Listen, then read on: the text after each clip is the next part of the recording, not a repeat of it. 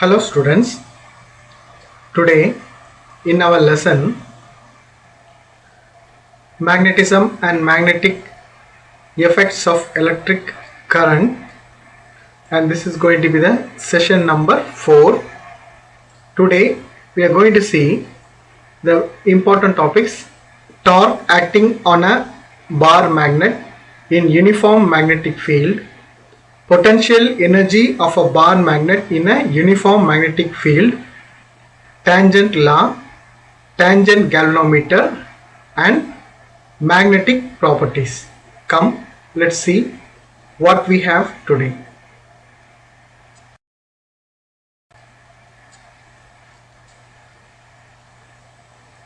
First of all, the torque experienced by a magnetic needle in a uniform magnetic field. Consider a magnet of length 2L of pole strength Qm kept in a uniform magnetic field B vector. Each pole experiences a force of magnitude Qmb but acts in opposite direction, and there is a translatory motion between them. See here, there is a force at Qm and there is a force at Qm minus Qmb. This force 1 to 1 experiences a dipole motion in 0, and this shows that the net force acting on the dipole is 0. It forms a couple which tends to rotate the bar magnet clockwise here in order to align it along the B vector. So we have to take another path to reach the next pole. The distance between the two poles are 2L. See the force experienced by the north pole. Let's see, first of all, the force experienced by the north pole, Fn vector is equal to Qmb, and the force experienced by the south pole, Fs vector is equal to minus Qmb vector. Now adding the equation 1 and 2, we get the net force acting on the dipole as F vector is equal to Fn plus Fs is equal to 0. This shows that the net force acting on the dipole is 0 again. Now the moment of force or torque experienced by the north and south pole, point O is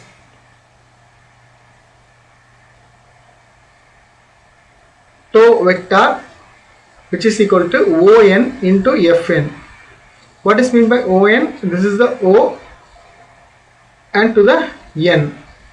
This is On into the force at N, north pole, plus OS from origin to the midpoint O to S into Fs. Here it is Fs.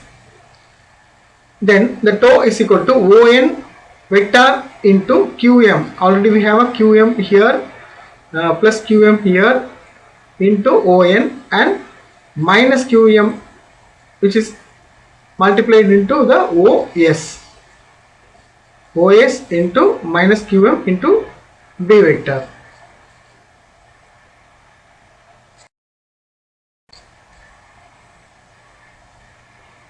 By using right hand corkscrew rule, we conclude that the total torque is pointing into the paper. That means which is perpendicular to the paper. So we have, since the magnitudes On vector modulus is equal to Os vector modulus is equal to L, that means the length of the two poles S and N, and Qmb vector is equal to minus Qmb modulus, the magnitude of total torque about a point O. So tau is equal to L, we substitute L here instead of On, Qmb sin theta plus L here instead of OS into QMB sin theta. Therefore, already we have one L here and another Ln. So 2L, tau is equal to 2L into taking common as QMB sin theta. Already we know QM into 2L is equal to PM. Is it? So we substitute this PM instead of this 2L QM. So P tau is equal to PMB sin theta. And in vector notation, tau is equal to PM into B vector.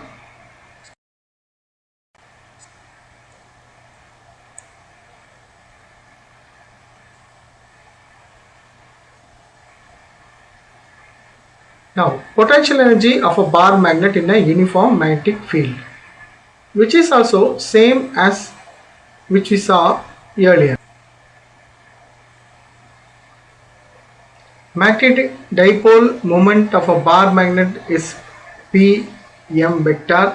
Direction of uniform magnetic field is minus B, which is B vector, and at an angle theta. The magnitude of the torque acting on the dipole is tau B modulus is equal to Pm modulus vector into B modulus vector sin theta.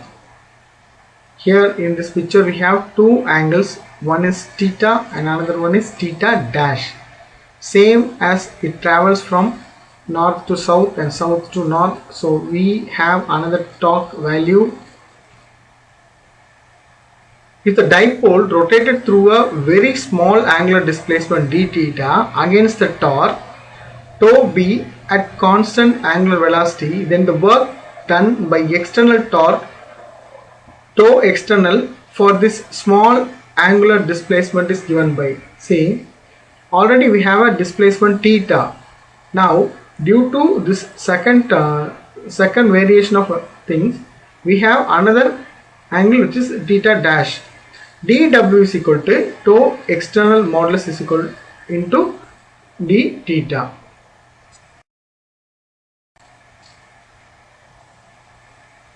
The bar magnet has to be moved at constant angular velocity, which implies that dW is equal to PMB sin theta into d theta. Therefore, the total work done in rotating the dipole from theta dash to theta, as I mentioned earlier, we have two angles here, one is theta and another one is theta dash.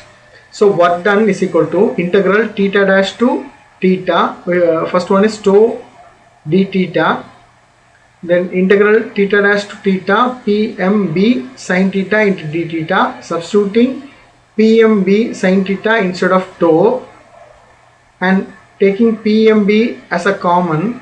So we have integral sin theta d theta as minus cos theta d theta. Already we have the integral values from theta dash to theta. So while substituting the value, W is equal to minus PMB cos theta minus cos theta dash. This work is done and which is stored as a potential energy in the bar magnet at an angle theta when it is rotated from theta dash to theta. This bar magnet is rotated from theta dash to theta, and it can be written as U is equal to minus PMB cos theta minus cos theta dash, because it is stored as a potential energy. In fact, the equation gives the difference in potential energy between the angular positions theta dash and theta. If it is theta dash is equal to 90 degree, second term in the equation becomes 0 and the above equation can be written as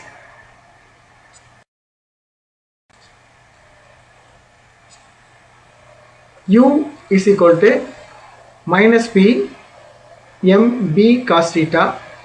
The potential energy stored in the bar magnet in a uniform magnetic field is given by U is equal to minus PM into B. Let us take two cases. One is if theta is equal to 0 degree, then U is equal to minus PMB cos 0 degree. Already you know cos 0 degree is 1. So minus PM into B. If theta is equal to 180 degree, then U is equal to minus PMB cos 180 degree. Already you know cos 180 degree is equal to minus 1. Substituting this, we cancel this minus. So PMB. Now the potential energy of the bar magnet is minimum when it is aligned along the external magnetic field and maximum when the bar magnet is aligned anti-parallel to the external magnetic field.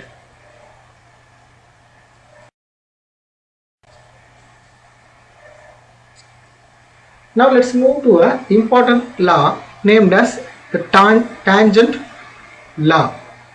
We are going to use this tangent law for a very large purposes.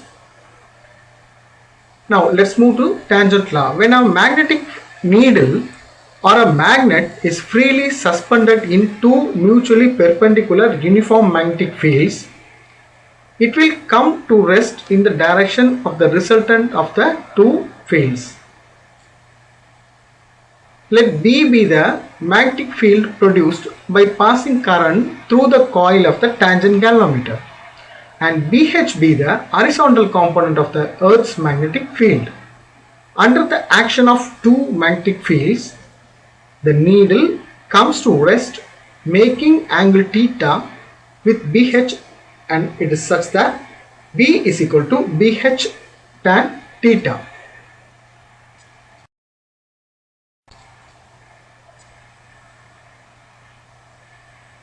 Let's move to the tangent galvanometer.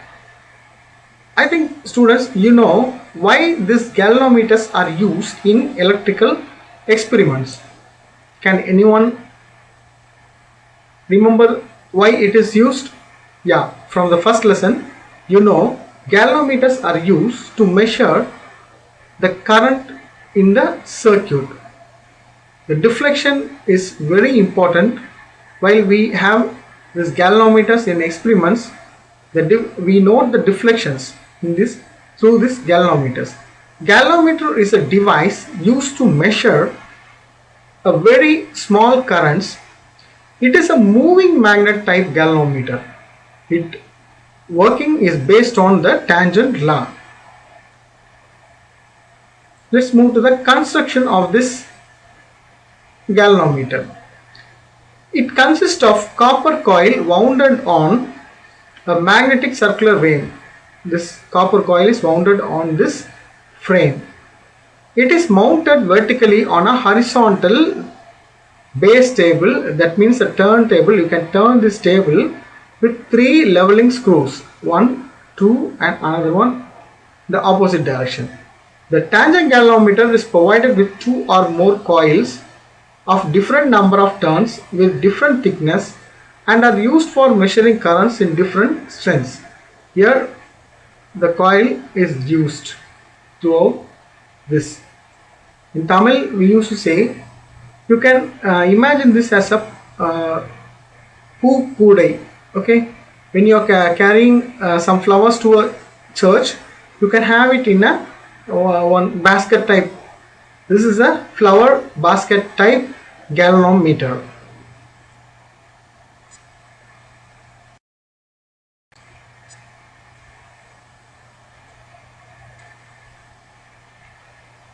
At the center of turntable, a compass box is placed. Compass box consists of small magnetic needle which is pivoted at the center. Let me explain what you mean by this pivoted. Do you know anything about this pivoted? Yeah, which is sticked in the middle. Now a thin aluminium pointer is attached to the magnetic needle normally and moves over circular scale. This arrangement shows the center of both magnetic needle and the circular coil exactly coincide. Now the circular scale is divided into 4 quadrants and graduated in degrees. That means each quadrant consists of 90 degrees. In order to avoid parallax error in measurement, a mirror is placed below the aluminum pointer.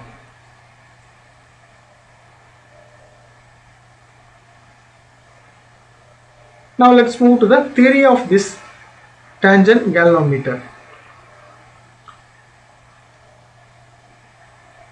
When no current is passed through the coil, the small magnetic needle lies along the horizontal component of the Earth's magnetic field. When the circuit is switched on, the electric current will pass through the circular coil and produce magnetic fields like this from North Pole to South Pole. It will have an angle, that is BH, and this is B, magnetic field and magnetism.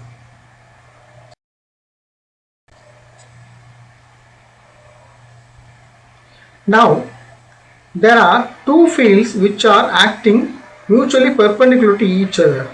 They are the magnetic field B due to the electric current in the coil. Second one, the horizontal component of Earth's magnetic field BH.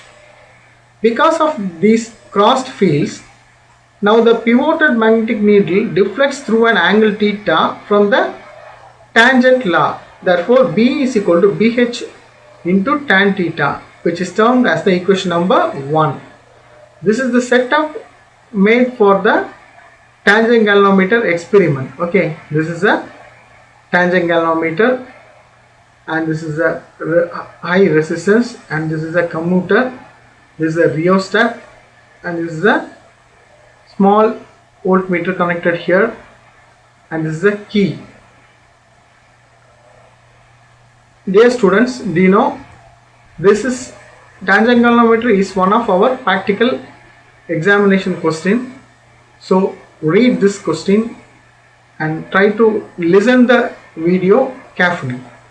When an electric current is passed through a circular coil of radius r having n number of turns, the magnitude of magnetic field at the center is V is equal to mu naught Ni in divided by 2r. From the equation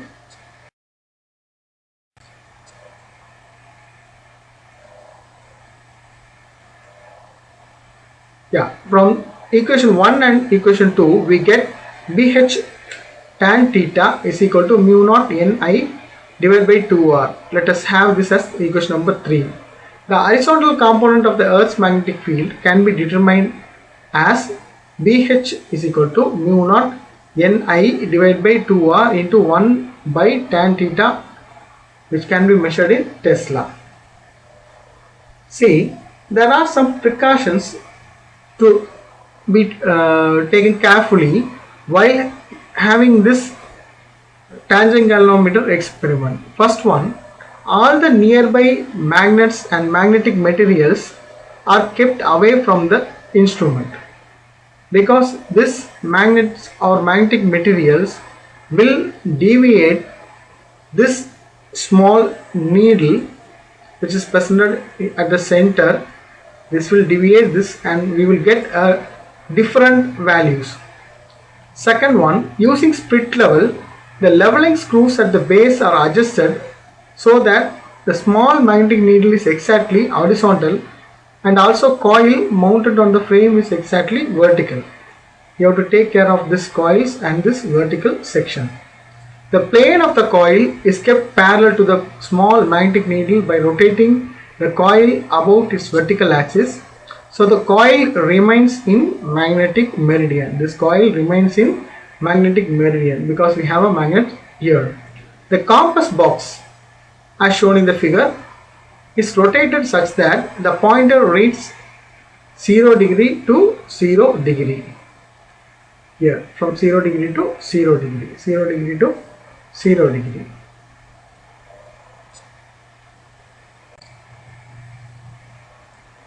Thank you, students. Thank you for your support. Let me ask only one thing: study well and be prepared for the examinations.